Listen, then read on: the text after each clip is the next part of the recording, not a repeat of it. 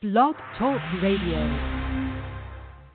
Best-selling and award-winning author of true crime and crime fiction, Yvonne Mason is back with a brand new book, The Pink Canary, a book that delves into the life of a drag queen and a marvelous whodunit. You can find this and all of Yvonne's other works on Amazon.com or find Yvonne Mason on Facebook and Twitter. You're gonna kill me. Buy your copy of Pink Canary now. Good evening, ladies and gentlemen. It's Saturday night, and it is the Saturday night before Easter. And this is Off the Chain. I'm your host, Yvonne Mason. Of course, that was shameless promotion. Y'all know me. Y'all listened to the show long enough. And my friend Chris Dunham, who's an absolute hoot, does all my ad work for me, and he can take something like that and have me laughing by the end of the ad, because I'm going to tell you, if you haven't read The Pink Canary, you're missing it. It is a comedy. It's a whodunit. It's about drag queens. It's about my favorite city in the world, Key West. You roll all that into one book, and all I'm going to tell you is you'll be up all night reading that book. And if you need ad work done, you need to contact Chris. He is on my Facebook page, so hook up with him and tell him that you need some voiceover ad work done, and he'll help you out. Now, tonight, before we get into my guest, he's been on here a dozen times, but I got to brag a little bit, ladies and gentlemen. I told you last night that we were pretty close to 6,000 listeners on this show. Well, as of this morning, we're 17 away from 6,000 just on this show. We were at 5,983 this morning when I pulled up the numbers. Show's not even a year old, and it's taken its own life form, and it's because of people like my guest tonight and others that come on here and put up with me for an hour and keep coming back, and I don't know why, because I'm mean to most of them, but they seem to like that sort of thing. Overall, we are at 13,752 listeners, and that's with all of the podcasts that I put this show up on after the live show. The goal for this show by the end of the year was 15,000. We're 1,248 away from that. Now, ladies and gentlemen, this show will not be a year old until July the 27th. To me, that tells me that there was a need for this show. It was time for me to do this show, and people have been responding in a way that is absolutely unreal, and for that I am so grateful. So we're just going to keep on keeping on, and I have to give a shout-out to Australia, because Australia is my biggest supporter on Blog Talk Radio. They listen to this show all the time, and I am so grateful for them. They beat out the good old USA 3-1 now. 3-1, ladies and gentlemen. Australia listens to this show. There's 78% of my listening audience here. Can't beat that with a stick. Now, tonight, my guest is somebody that I absolutely adore. He and I have been friends for, God, it seems like forever and a day, since like I've always known him. And we've been through some up times, some down times, some in-between times, some rough times, but overall I wouldn't trade his friendship for anything in the world. Now, this man knows more about music than anybody else I have ever known in my entire life. He has over 1 million records in his collection. 1 million. Million songs. A million songs in his collection. You can't beat that with a stick, and he knows them all. I'm telling you, the man knows them all. Radio host, my friend Chris Plain. He's also known as the music god under C.J. Plain. Of course, I said he is a longtime music fanatic, and that is saying it mildly. He's more than a fanatic. He played in his first hard rock band at 16 years old. He's been involved in various parts of the business since then. As a musician, a DJ, a radio station owner, a writer, a promoter, he's tried his hand at it over the decades since his start way back in the dark ages when rock and roll was king. He's worked with multiple mediums within the arts spectrum, and he is extremely well-versed in music, movies, books, and tattooing. Pertaining to music, he is well-schooled in all genres across the musical multiverse. See, I can't even talk tonight. Multiverse. Y'all know me. If you know me, Chris, I can't talk half the time anyway. And he can as easily talk about reggae and blues as he can metal or country. Chris's music collection is now over, like I said, 1 million songs. When it comes to movies, Chris loves a good shoot-'em-up style action flick while still appreciating the nuances of noir-style detective films. Comedy is always a safe bet with him, as well as he knows how to have a wicked, sarcastic streak in him and dreams of one day trying his hand at stand-up comedy. Chris's favorite authors include Christopher Polanyi, Kelly Armstrong, Jonathan Haycliffe, Douglas Clegg, William Dahl, and Christopher Moore, and he says Yvonne Mason falls there and there somewhere as well, obviously. He is the owner of his own domain, which is www.writeonthesetradio.com, where he writes as a music reviewer. He also contributes for various sites around the web. If you have an art media that you like to see reviewed by him, let him know at riotonthesetmedia@gmail.com. He can also be found on Twitter at MusicGodCJ and on Facebook at facebook.com/CJPlain. And with all that being said, welcome, my friend. I'm so glad you're here and you're safe and all is well and you're not in a ditch somewhere. No, not ready for me to take over yet. No, absolutely not. Absolutely not. Now, ladies and gentlemen, what happened is CJ was going to go to truck driving school. He had these visions of, I don't know, being 20 years old again and forgot that he isn't. Well, his body let him know real quick, hey, dummy, guess what? You're not 20. So tell the folks what happened, because you were all set, you were there, everything was good, and you did a face plant. Yeah, just, me being as Fred Sanford used to say, a big dummy that I am, I thought riding 5 miles one way at 6 o'clock in the morning, weighing 275 pounds at 46 years old, or coming up on 46 anyways, and I thought, hey, yeah, ride a 10-speed. That'll work. Nope, not so much. So, I more or less, I thought it was blood sugar. It ended up being a severe vitamin D deficiency.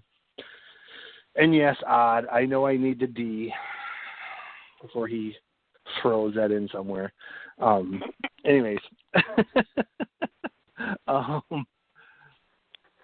Yeah. So ended up being a vitamin D deficiency. I'm fine. Tell the folks what happened, because there may be someone out there that thinks. See, ladies and gentlemen, what happened is when he passed out once he got to the school, I mean, he literally did a face plant, and they said, no, boy, you got to go back to the house and get this fixed. And everybody thought he was a diabetic, but that wasn't the case.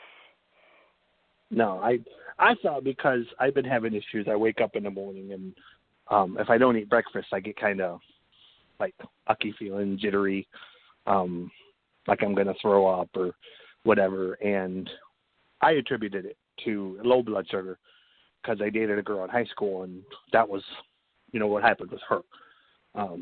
So I was playing Marcus Well BMD and thought, yeah, it's just sugar, I'll eat, and more things than sugar that will cause that. So, ended up passing out, did a face plant. Guy helped me back to the hotel. Come home, went to the doctor. Good news is not diabetic. Bad news is you're supposed to have a vitamin D range somewhere between 20 and 28. Mine was 5. So now I'm on this medicine that, is so strong you only take it like once a week. But I feel better, and I'm losing weight, and I'm still going to do the truck driving thing. It's just once all the medical stuff is taken care of and I get back down to my fighting weight, where I can be healthy and not kill anybody while I'm out there. So see, ladies and gentlemen, now I know when we're 20 years old, hell, when we're 40 years old. We think we're going to live to be 100, and we're always going to be in great shape, and we're going to always be able to do what we did at 20 and at 40. But I got news for you. It ain't going to happen. There was a time that I could work 24 hours a day, 7 days a week, and maybe get a quick nap in between, plus raise 3 children, plus take care of a house, and work 3 and 4 jobs. No. Don't even come at me now with all that, because I will look at you and go, you out of your mind. Same thing with Chris. Trust me, there's going to come a time when your body's going to say, okay, watch this. And it's gonna let you know that it's over. It's over it. It ain't gonna put up with it anymore. And you might do a face plant just like Chris did, right, Chris? Yeah, 6:30 in the morning in the pouring rain at that. That's what sucked. It was it had been raining all weekend, and I went down there, and I mean, like I said, growing up, I grew up on a farm, so. Rain, snow, mud, that didn't stop you. I mean, cows to be milked, wood to be chopped, fields to be worked. You did it regardless of the weather, So I bought me one of them little, what do you call the damn things, poncho suit things, and I threw that on over my clothes and went to pedaling. And, yeah, about 2 miles in, I just, like I said, I started feeling kind of crappy, and before I could even, so much as even slow down or really even stop, I went down. And like I said, luckily there was a semi coming out of one of the places, and he seen me, and he kind of come over and helped me back. So, like I've said to you a million times, thanks to truck drivers everywhere that there was one right where I needed them at that time. So, yeah. Yeah, you weren't on. Yeah, it wasn't. You weren't on a lonely road. No. You had a guardian angel on your shoulder that morning. I did, because I really wasn't even in a good neighborhood. I mean, at that point, anybody could have come along and probably took my wallet or my backpack, anything, and but no, I definitely, I had a guardian angel, and for sure. So, ladies and gentlemen, the moral of this story is, if you have any inkling that something is off, you might want to go get yourself checked out, because it might not be anything, but then it might be something, and it could be something that like vitamin D. Who knew that a vitamin D deficiency would act like a diabetic episode? And it'll cause your body to be sluggish. You'll feel bad. It can cause depression. I mean, the list that the doctor gave me is, it's really long, and I kind of feel bad, because I got to say this. There was a girl in high school, and it's pretty well known. I've said before on your show, I was a dick when I was a kid.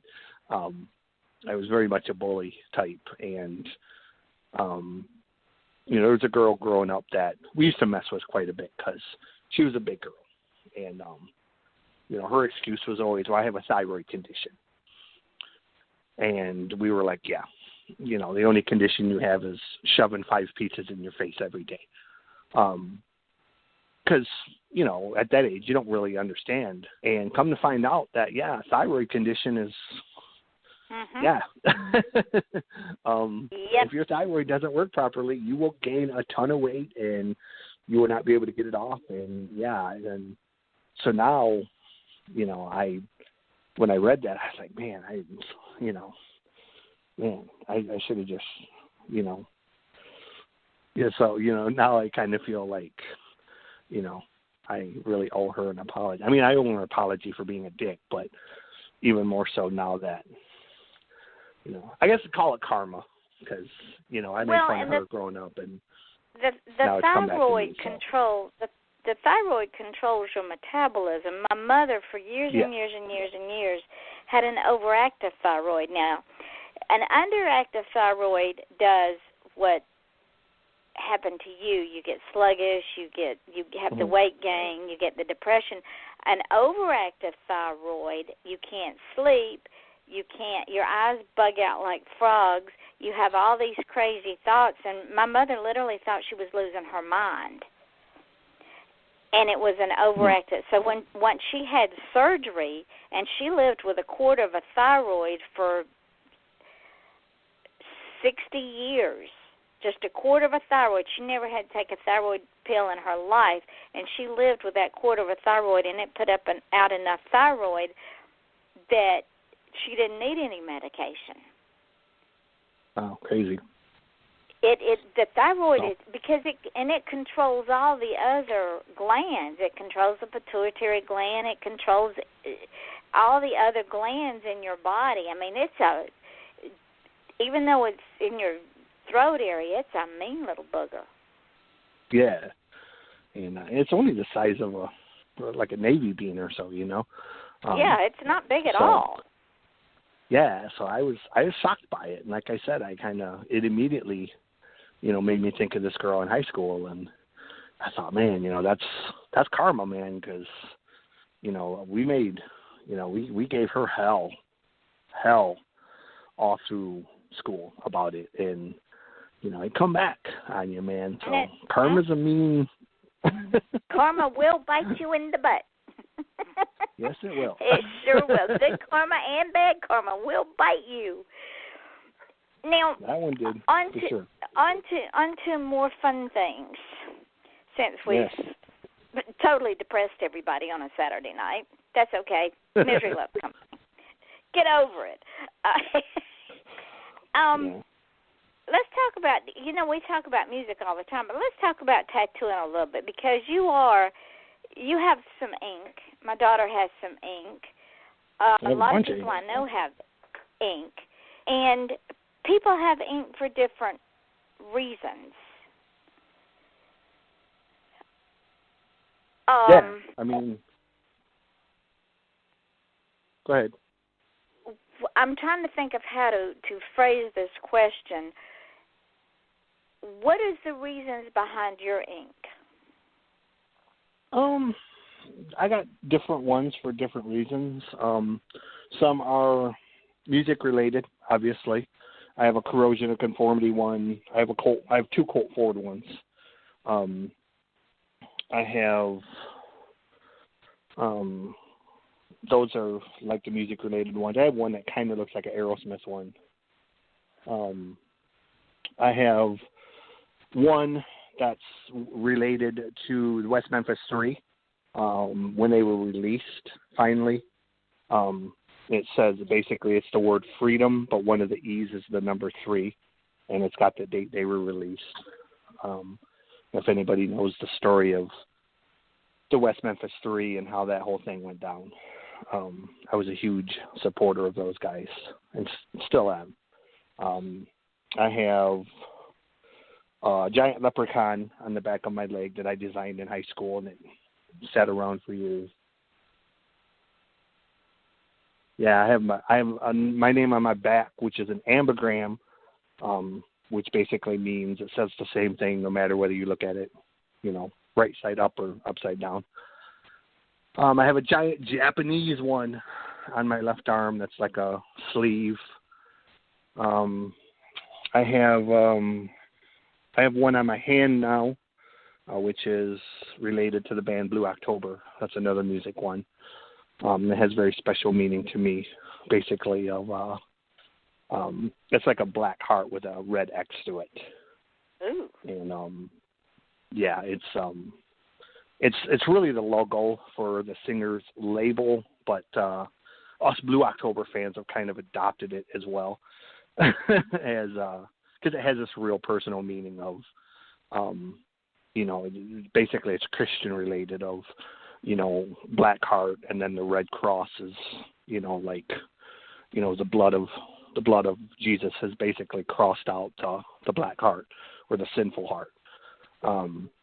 Is in a nutshell. It's sort of what it means. And yeah, I mean, I got a bunch more planned as well. Tattooing is something I've always loved. I got into it pretty early. I was actually the manager of a record store, and there was a jewelry store next door who complained constantly about our music being too loud. So they moved out. Yeah. And this is back in the 80s. This was 86, 87, 88. I was barely out of high school. And I was running a record store, basically. And when they moved out, my buddy decided he was going to open a tattoo shop. So he bought the store next door and went into business with the owner of the record store. And we kind of opened the walls up between the two stores and did tattooing on one side, and we did music and T-shirts and all of that kind of crap on the other side. And it was basically like a giant Hot Topic with a tattoo shop in it. And he got really busy one day, and he said, "Hey, do you want to learn how to tattoo?" And I said, "Sure." Why not? So, yeah. So he brought me over, and he, started having me tattoo grapefruit and, different things. There's different things you can tattoo that have sort of the consistency of skin, or kind of have the properties of what it would be like. And then eventually worked up, and I learned how to tattoo. So I don't tattoo now. I haven't in a very, very long time. I've never really tried to be a tattoo artist per se. But, yeah, I mean, I'm sure I probably could go do it. But I leave it to the experts, And I have two very good friends here in town who do all my tattoos. They're amazing. So if anybody ever gets up my way here in Jackson, Michigan, go to Cloverland Tattoo Company. Calico and Matt will give you the sickest tattoos that your freakish little mind could ever come up with. And what people don't understand is tattooing is an art form. Oh, yeah. Yeah. And it's been around for centuries. Yeah, millenniums. It goes way back to the Egyptians and the Polynesians and the Phoenicians. I mean, tattooing has been around for millenniums. And, I mean... And it meant something. They just... The early civilizations didn't tattoo just to arbitrarily put art on skin. Right. When someone was tattooed, they were either a slave or they were somebody of a certain... Great power. Power or certain caste, or... There were various reasons that people were tattooed. It was a mark of something. And then it became an art. It became just art. Some of the prettiest art I've seen has been tattoos. Yeah. And there's artists all over the world, obviously, and there's the guys out there that, obviously we call them scratchers. These are the guys that basically shouldn't be allowed within 50 feet of a box of crayons, let alone a tattoo machine. But, there's also guys out there that are the best in the world. I mean, you have guys like Nico out in L.A., who is probably the best in the world when it comes to real life, what do I want to say, portrait realism. You have Dmitry Samahan in the Ukraine, who to me is absolutely the best tattoo artist in the world. Look the guy up. This guy is like, literally, man, you would not even believe what you see when you look Dmitry up. Like, there's people who are artists, and then there's Dmitry. And Dmitry literally is like, there's not even words to describe this guy. I mean, would he be the Michelangelo of the tattoo world? Dimitri makes Michelangelo look like a third grader with a box of colored pencils. Wow. There's pictures that Dimitri has done that are so realistic, it literally looks like he took a page out of National Geographic and glued it to the guy's arm. I mean, he does. And the thing that makes Dimitri unique is most tattoo artists, they do more than one style, but they specialize in one style. Right. You know, they do Japanese, or they do surrealism, or they do watercolor, or they do new school, or, you know, neo-traditional. Dimitri literally does anything Dimitri wants to do. And he does it like he's been doing it for 50 years. Dimitri is like 31 years old. And this guy tattoos like he's been doing it 100 years. Maybe he did like in another lifetime.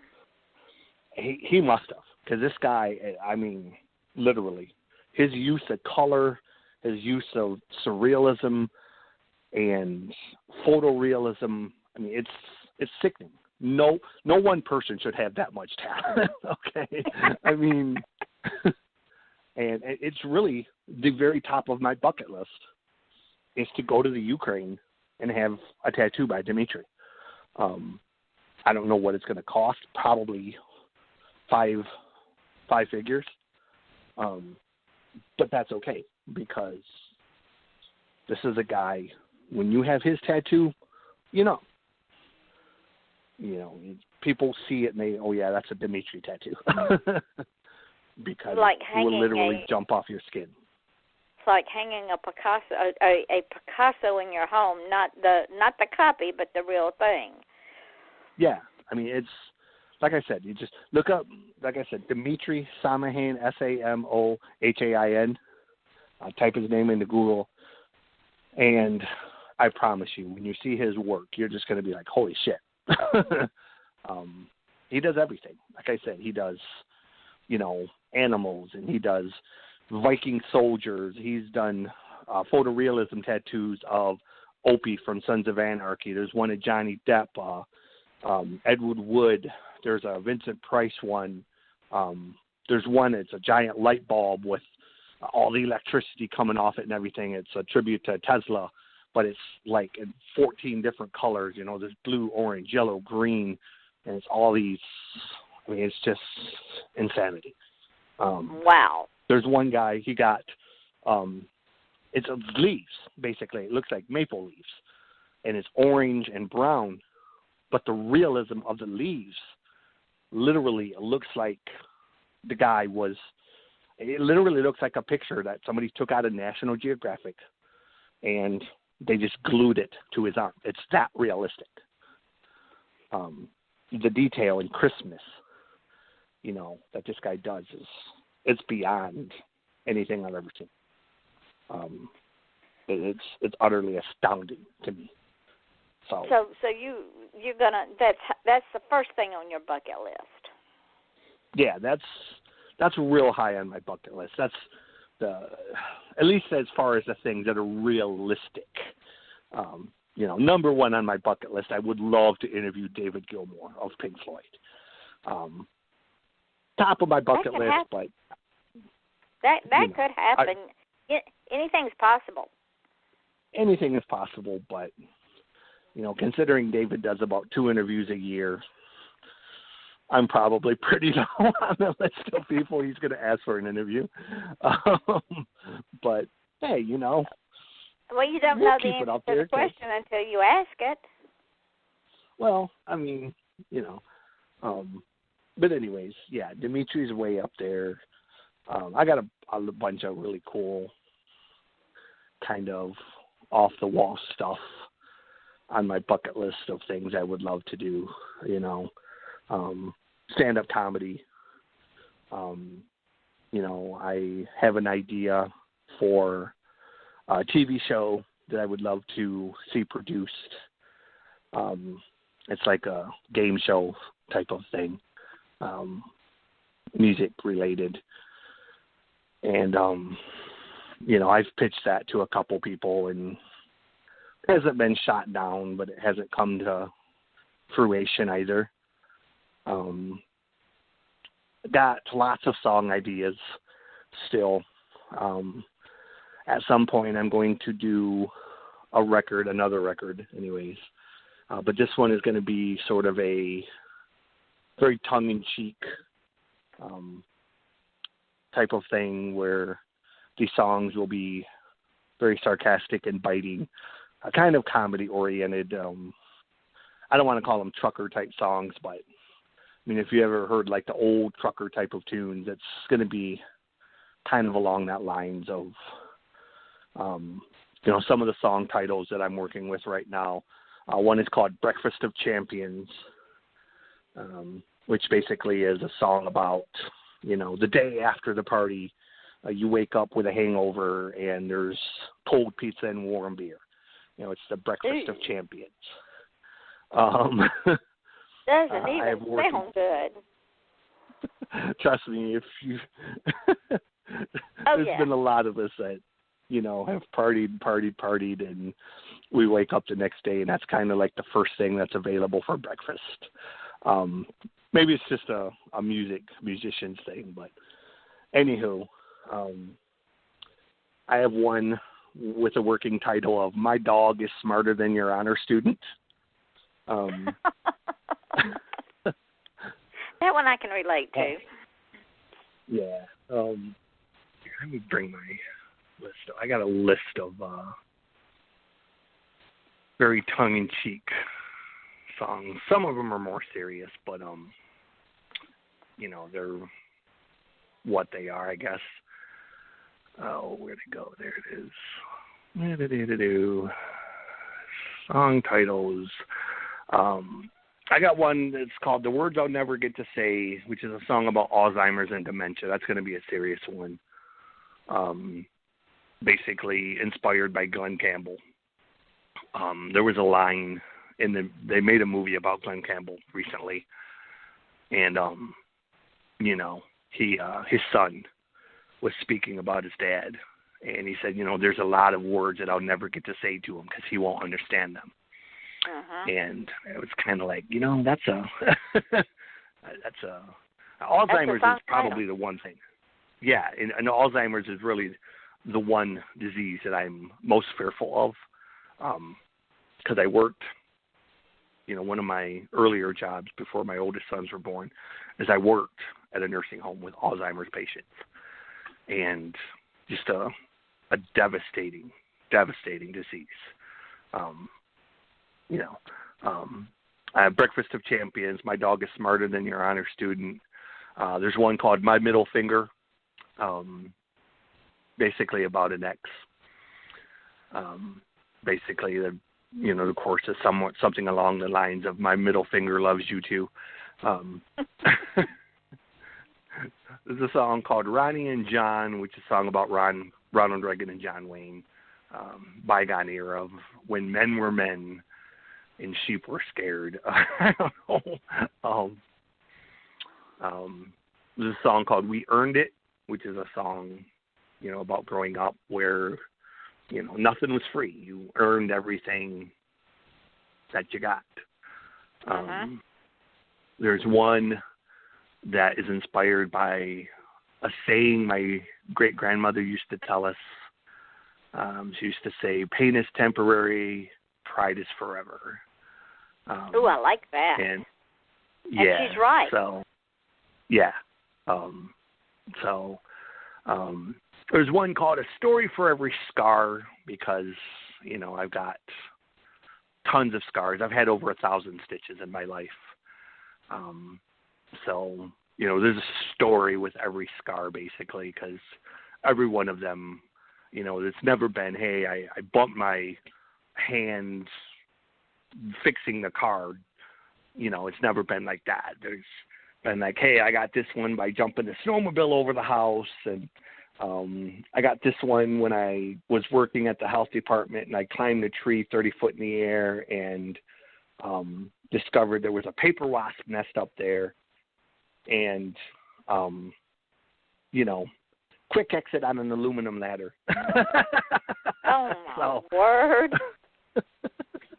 You like to live dangerously, don't you, my friend? You know, when you're 30 foot in the air and you're face-to-face with a paper wasp nest, yeah, falling 30 foot down an aluminum ladder doesn't seem like such a bad thing. No. Okay. It's a wonder that you're still among the living. Oh, yeah, absolutely. There's one called The Tears on Mama's Apron. Basically, the chorus is, she cried alone in the kitchen and another night of being afraid that he won't make it home this time, just more tears on Mama's apron. There's one called Granny Always Said, which is kind of like the Pride is Forever thing. You know, about my great-grandma. She raised 8 kids during the Depression, ran the family farm after my great-grandma passed away, the whole while basically teaching piano and organ to pretty much everyone in town where we lived. So, like you said in the beginning, you know, a woman who basically had 4 jobs at once. Been there, done that. Tough as nails. Yeah, tough as nails. You can bend us, but you'll never break us. That's for sure. That's the way she was. You know, she lived to be 96, and she went out fighting. So sounds like a woman after my own heart. Yeah. The one called Breakdown Dead Ahead, which is just about having depression. There's one called The Seventh of Never, which is a very tongue-in-cheek country song. There's one called The Death of Faith and Reason, which is just about the craziness. On every channel, I see murder and treason. We're watching The Death of Faith and Reason. And then there's one called My Rights Count. And it's basically, again, just about, you know, the amendments and the Constitution and how it's being wiped away before our eyes, mostly. So I have a question for you, my friend. With all these wonderful songs that you have written, when can we start listening to them? I'm actually in the process of assembling people to help me record because I only play bass. So I'm finding the right people to play guitar and play drums and contribute. And obviously with all of the people that I've met over the past number of years doing the radio thing, I have some very, very good people in mind.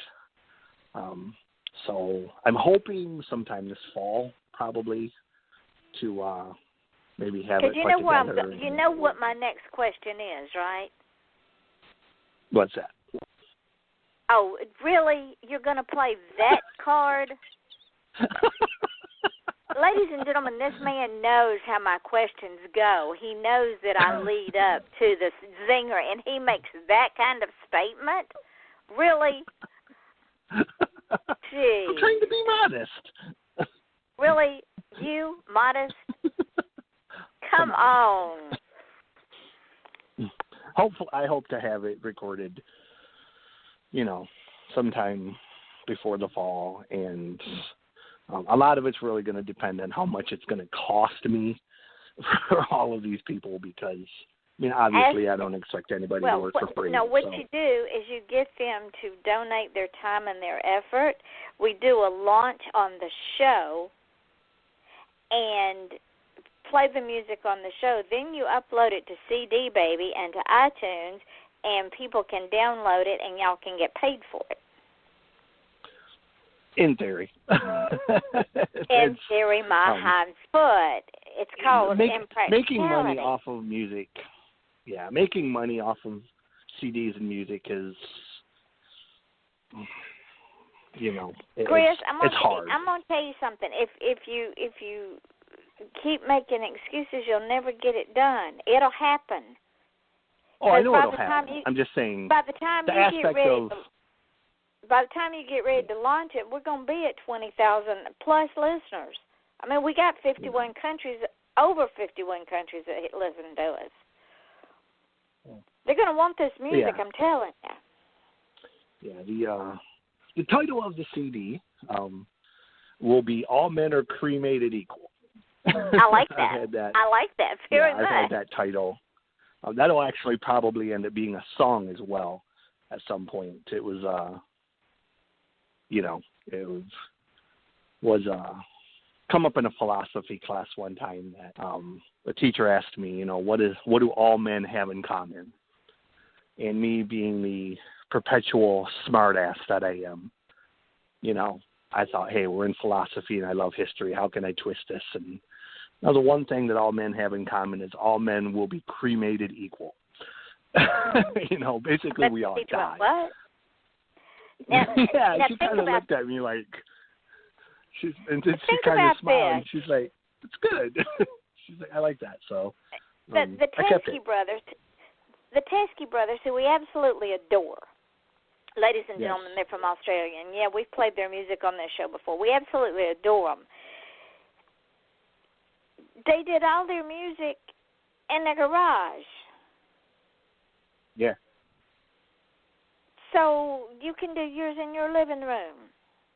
That's pretty much where it's going to get done.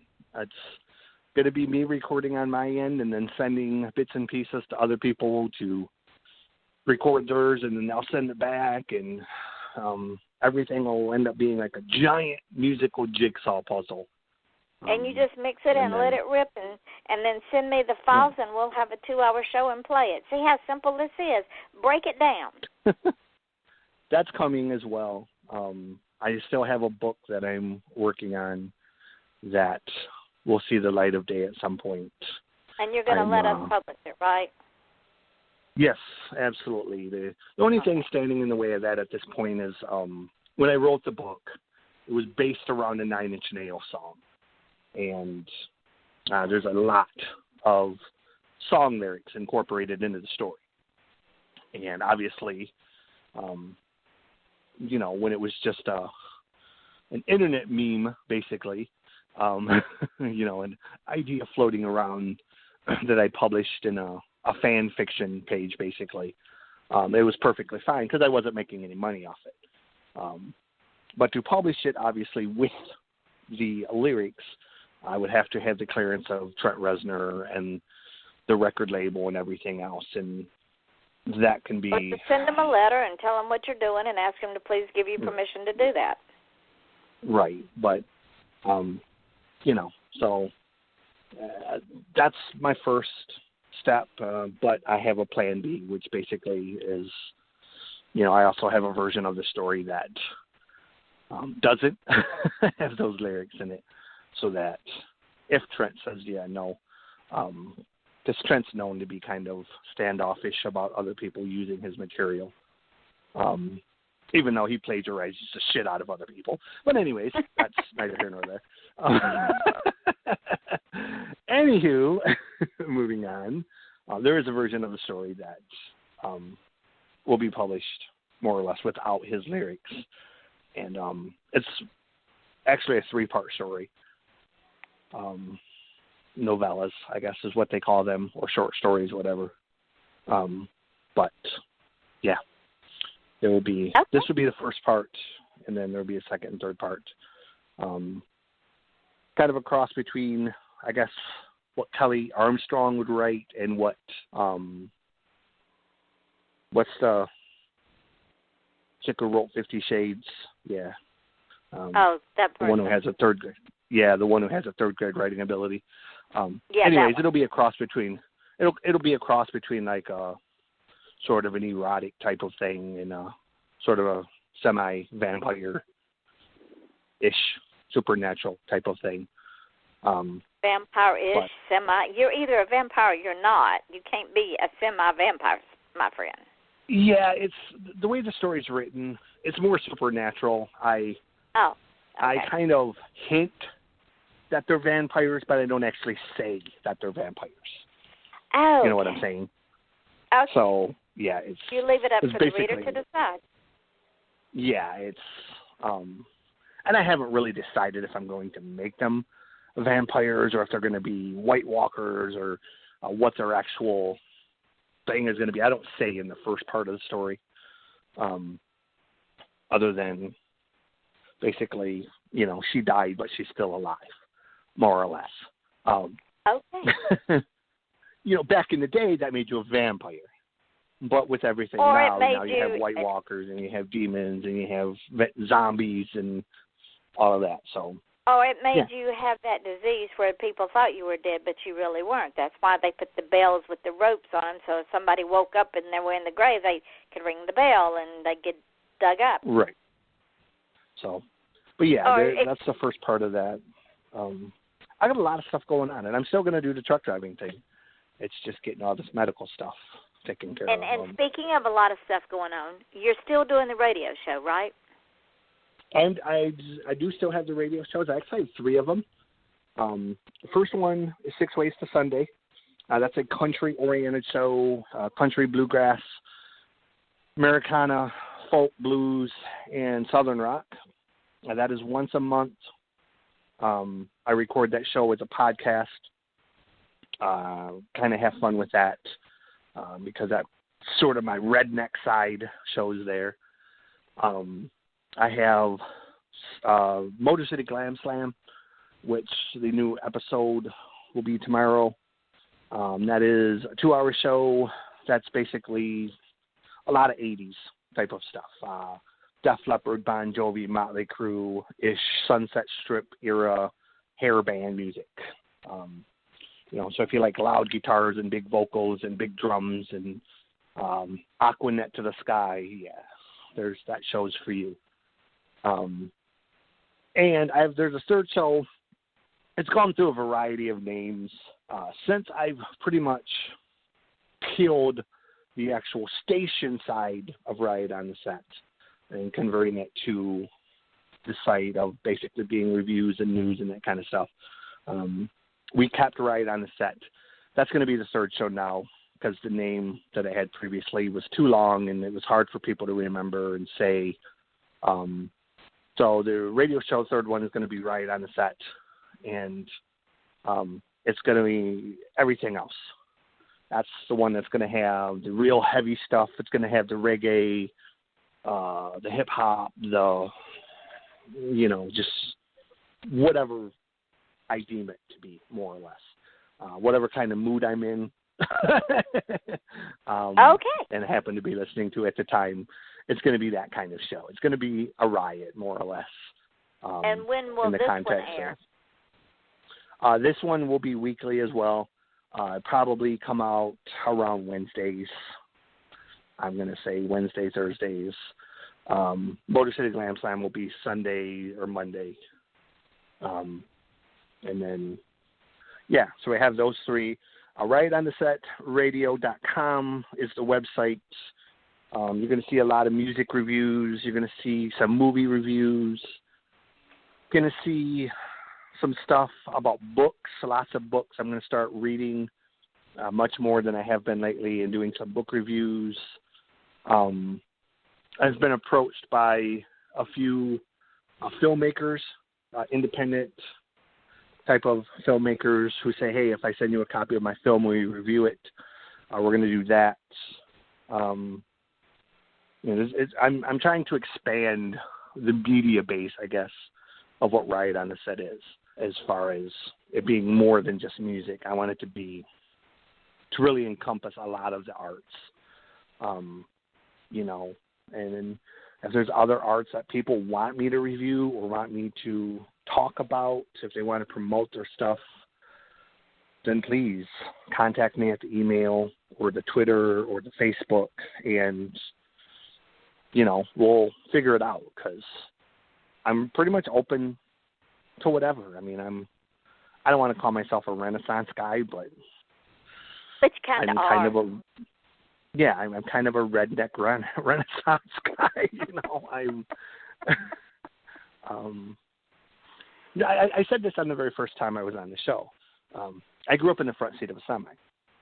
Yep, you did. And this was an era where there were no cell phones, no laptops, no computers or anything to distract you. I had books and I had music. And, I got to explore the world. I got to explore and hear and see things that were very unique to that era and that generation. And it made me this person who I love seeing things, I love hearing things, I love working with different aspects of what people do, and I'm fascinated by things like, one of my new passions, and I want to learn, I've been watching the TV show Forged in Fire, and I want to learn bladesmithing to make my own knives and swords and different things.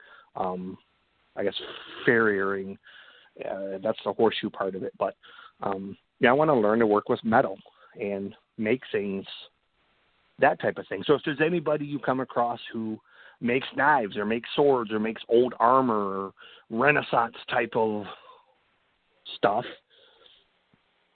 I want to learn to do it.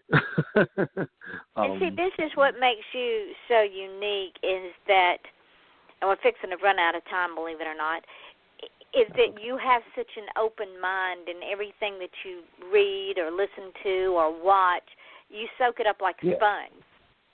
You want to know the who, what, when, where, and how about it. Yeah, I hate just sitting still. So I try to use my energy and my, my whatever it is. If I'm depressed, I try to turn that into something positive. If I'm hyper, I try to turn that into something constructive as opposed to, I was very fortunate, even though I was a bully and an asshole in school. I had great teachers and great counselors who said, hey, instead of standing in the schoolyard chasing people and trying to punch them, why don't you learn to box? Why don't you learn Brazilian Jiu-Jitsu? Why don't you do this? And, you can use that energy constructively as opposed to breaking stuff. At the worst time of my life, which is when I first went into foster care, my sole path at that time was to destroy everything in my path because I was 16, I was pissed off, and I wanted nothing more than to see people just in as much misery as I was in. And I had a foster brother who built houses, or he rebuilt houses, I guess. He fixed houses. And he said, you know what, I've got a job for you. And he took me to a house that they were basically gutting from the inside out. And he handed me a 12-pound sledgehammer, and he said, do you see all of these walls in this room? And I was like, yes. And he's like, they have to come out. And I was like, okay. He's like, break them.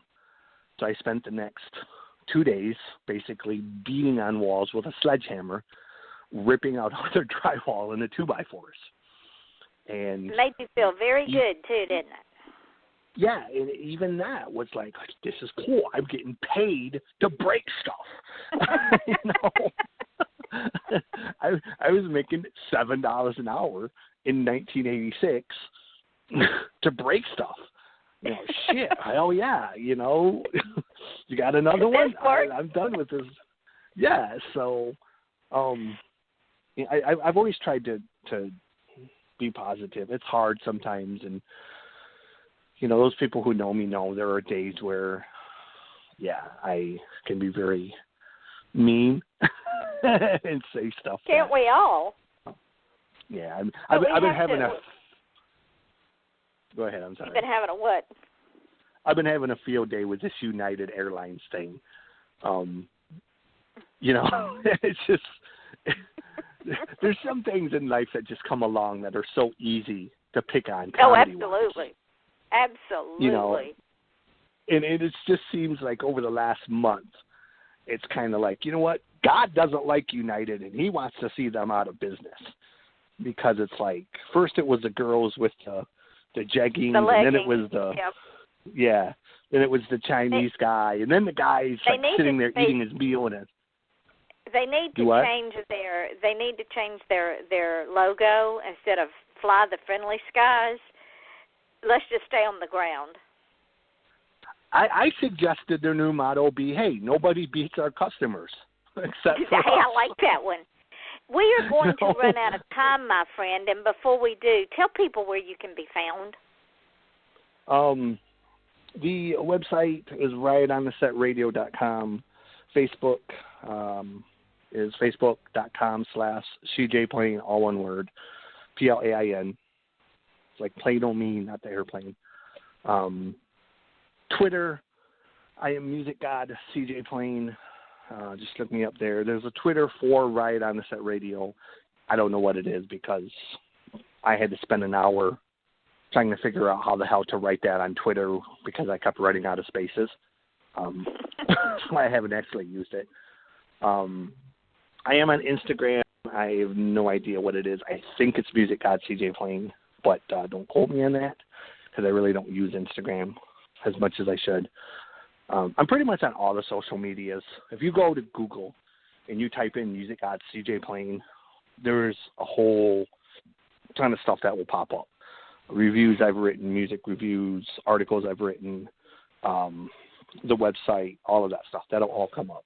So, and if you have any music questions, ladies and gentlemen, this is the go-to person.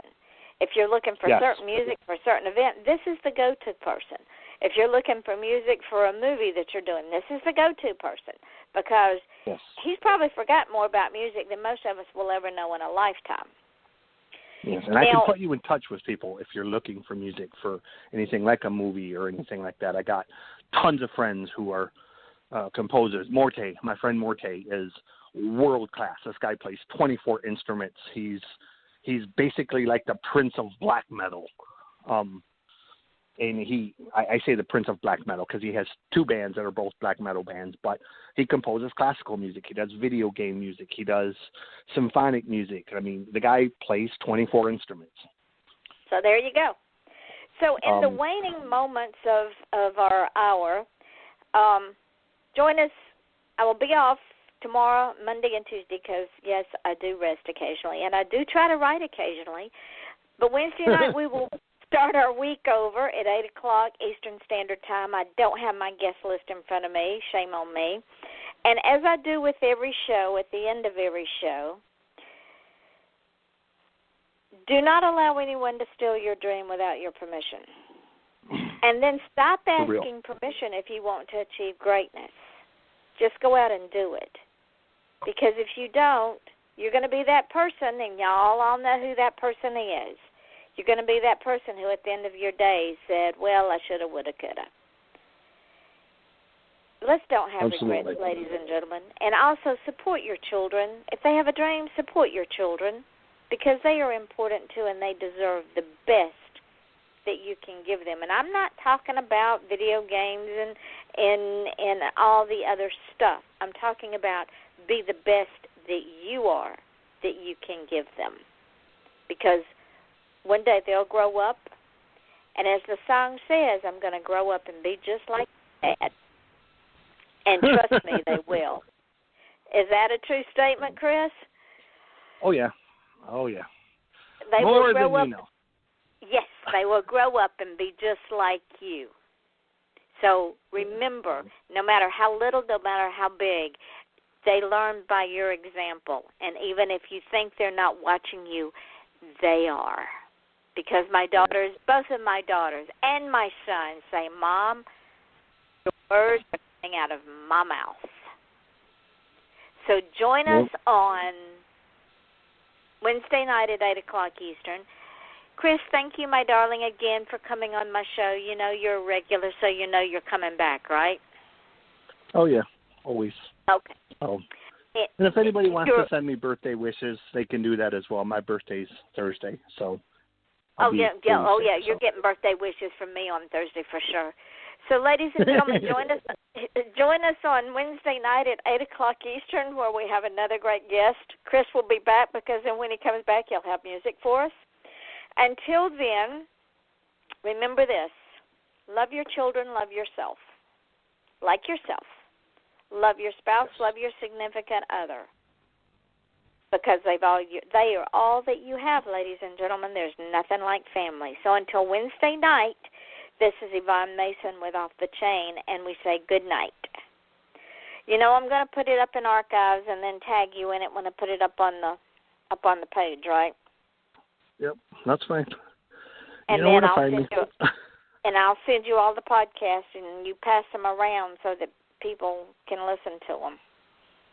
Yeah, but I've been off. I've been off recording for a while, but I'm getting back to it tomorrow night. So it's just been kind of crazy the last month or so. But I've got all my playlists made, and I'm ready to get back at it. I've got everything set up, and I've actually been doing some voiceover work for other people.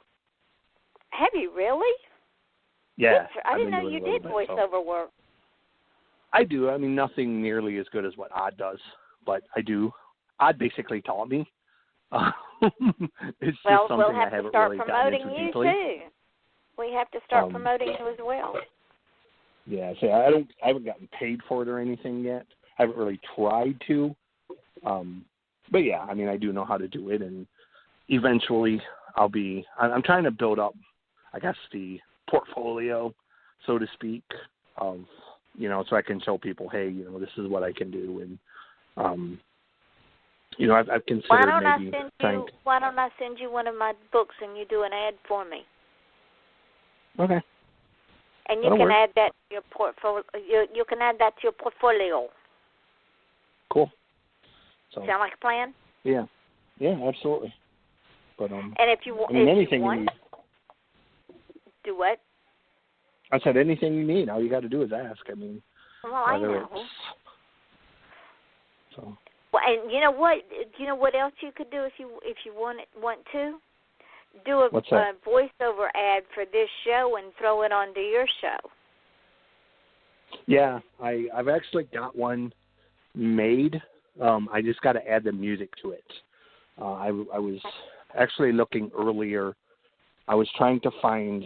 I have a whole bunch of sound files, like background music, and those are all different kinds. I mean, some are rock, some are country, some are like banjos, some are blues, and I was actually going through them and trying to find like the best one, and I actually found one called Off the Chain.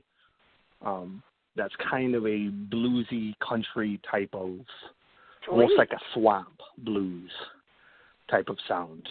And I was thinking, that might be a real good one for you, considering you're based in Florida and,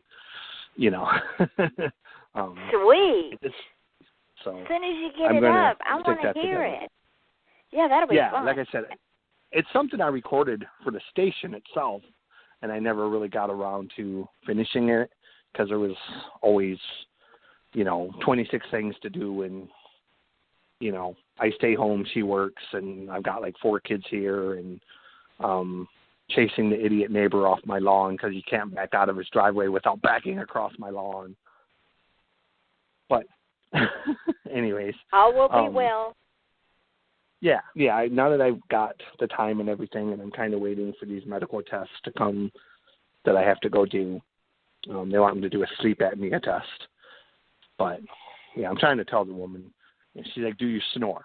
Well, I do snore, but it's not because of my weight. It's because I've never had my tonsils out. Nope. Well, that won't cause snoring. I'm gonna pay attention to me. Mm-hmm. My husband had to have it done, and he said, "But I sleep well." But when they did the test, he woke up 10,000 times in an 8-hour period. Oh shit! So it doesn't have anything to do with your tonsils.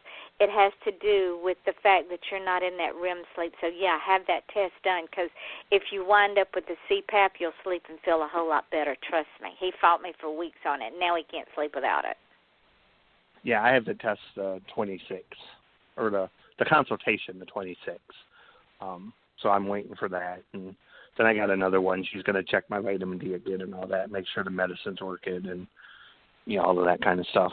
So, Well, in the meantime, do the ad, and I'll send you over some books, and you can do some voiceovers, and then you can add that to your portfolio. Awesome. And I'll start pimping you when you send it back, and I'll play them, and I'll start pimping you, too. Yeah, I was gonna say because I got a bunch of stuff going on. My friend Kyle just put his first solo CD out, and I'm gonna be pushing that to people real hard to help him because this kid is. Well, we need to get him on the show and his music on the show. Yeah, his music is called. You seen me mention it the other day in that little video I did. It's called piano metal. Uh-huh. It's metal, but it's like basically it sounds like best way to describe it. It sounds like if Beethoven joined Metallica, more or less. Ooh. I mean, Kyle he's endorsed by Casio. I mean, he's got a professional endorsement. The kid he's a monster on keyboards, piano. I mean, the kid can play like Beethoven. I want to get him on the show. I'd like to get him on the show in August. That's going to be the first opening I'm going to have. Will you talk to him for me? Yeah. Not only that, I found out recently, and I didn't know this, he actually has written with WWF or WWE. He's done some of their theme songs. Wow. And I never knew that. I have heard these songs 1,000 times and never realized when ECW was around. When WWE first bought ECW and everything, the opening music for ECW, Kyle wrote that. And I never knew that. I've heard it 1,000 times, but they never say who it is. It's just an opening theme. And yeah, that Kyle wrote that damn thing. And he just actually signed a new contract with WWE to use 2 of the songs from Piano Metal for their pay-per-views. Get in contact with him. Tell him I want to get him on the show, and you know how. And you can come co-host with me that night, and we'll talk to him and play his music and talk about his music and get him out there. Yeah, because he's awesome. He's got an awesome personality too. He's so funny and so, you'll love to meet him. Kyle is. Well, let's make it happen, my dear. So I'm going to get off from here. I got to go find something to eat. My stomach thinks my throat's been cut. Uh-oh. And normally I don't eat because food and I don't get along, but for some reason tonight I'm hungry, and I don't know why. I just go find something small and stuff it in my mouth and satisfy my stomach, and then I'll get the show up and get you set up.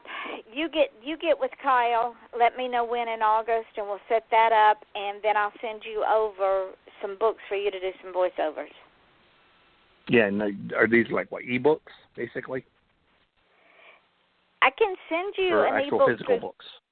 I can send you, if you want to read the book, I can send you the ebook through Kindle if you can download it, or I can send you the synopsis, whatever you want to do. You know what? Do both, because I on my tablet I have the Amazon and the Barnes and Noble. So whether it's whether it's Nook or whether it's Kindle, doesn't matter. Okay. Plus I have Caliber on the computer where I can convert between the formats. Okay. So yeah, I can just put it on the tablet and read it. I'm actually reading the book right now from Andrew Dice Clay. Believe it or not, the guy's actually a really funny writer. He's a better writer than he is a comedian, to be honest. But oh my word!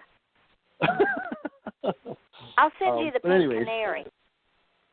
Yeah, that's I want to read that one because that actually, the way you describe it, I don't know if you've ever read Christopher Moore, but it just screams like something Christopher Moore would write.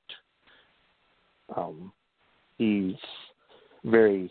If you've never read Christopher Moore, you have to read him. You will absolutely roar with laughter. Some of his books that he writes, Practical Demon Keeping.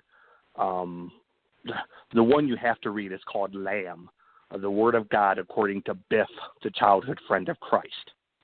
Oh my word! Basically, what it is, it's very Monty Python-ish.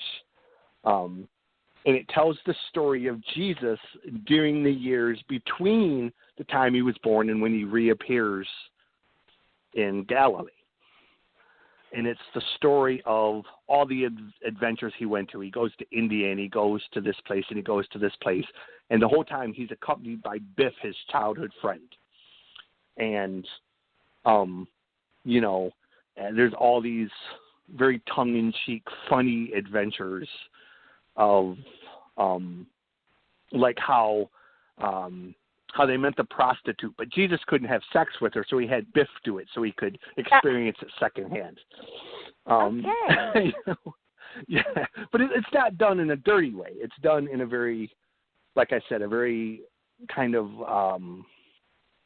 if you crossed, I can't think of his name, the one who did Hitchhiker's Guide to the Galaxy, Douglas Adams. If you cross Douglas Adams and Monty Python, that's very much how Christopher Moore writes. I might have to check him out. Yeah, he is hilarious. I honestly, when my friend told me about the book, I didn't think I would like it. But literally, by the end of the first chapter, I was almost in tears. The guy is, he is a brilliant writer. He is so funny. But like I said, he does it in a way that's not offensive. Like even the Lamb book, I thought, you know, this has potential to be really offensive to Christian people. But he's never offensive. And he says even in the end, he wrote the book with the idea of writing a funny story, but doing it without being offensive to the Catholic or the Christian faith. And, you know, he did a lot of research and a lot of things and, you know, worked with rabbis and worked with Christian scholars to make sure that it was done in a way. But he did it while still being absolutely hilarious. Where do you want me to send this? Just send it to the Riot on the Set media one. I got to find it. From there. RIOT on the set. Riot on the Set media at Gmail. Gmail.com.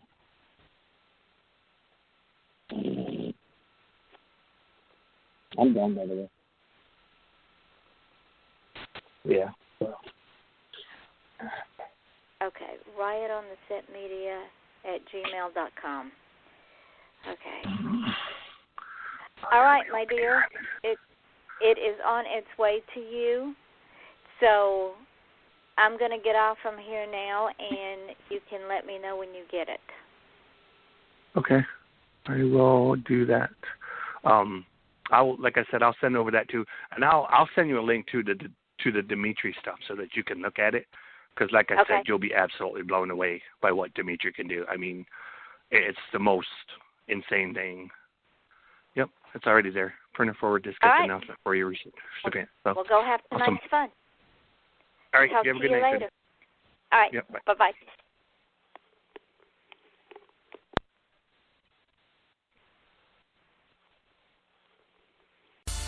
Now, you can't just call yourself an expert. You got to earn that title. And at Wingstop, we've been earning it for decades. Want the secret? Start from scratch. Make to order. Sauce by hand in one of 11 mind-melting flavors. Serve hot with scratch-made ranch. Repeat for over 20 years. That's how you become an expert. Wingstop, the wing experts.